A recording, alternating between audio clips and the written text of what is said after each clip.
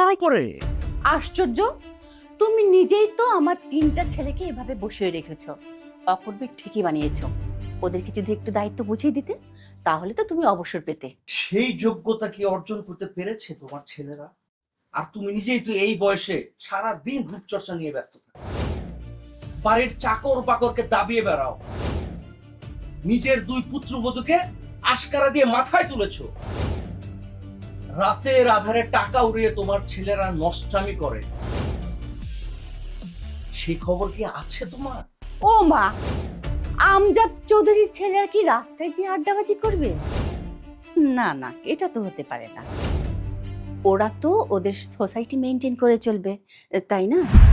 সারাটা জীবন ছেলেদের পক্ষ নিয়ে আমার সাথে শুধু যুদ্ধই করে, আর আমি আমার সততা হাড় ভাঙা পরিশ্রম দিয়ে টাকার পাহাড় গড়েছি। সেগুলো এখন আমার কাছে মূল্যহীন মনে হয়। আমি রাতে ঘুমাতে পারি না। কেন? তোমার 2 চোখের ঘুম আবার কে কেড়ে নিল? দেখ, আমি স্পষ্ট দেখতে পাচ্ছি তোমার ছেলেদের অবহেলা। রূপচর্চায় তুমি সফল হলেও সংসার জীবনে একজন আদর্শ মা হিসেবে তুমি ব্যর্থ। সেই ব্যর্থতার গ্লানি একদিন তোমাকে বয়ে বেড়াতে হবে।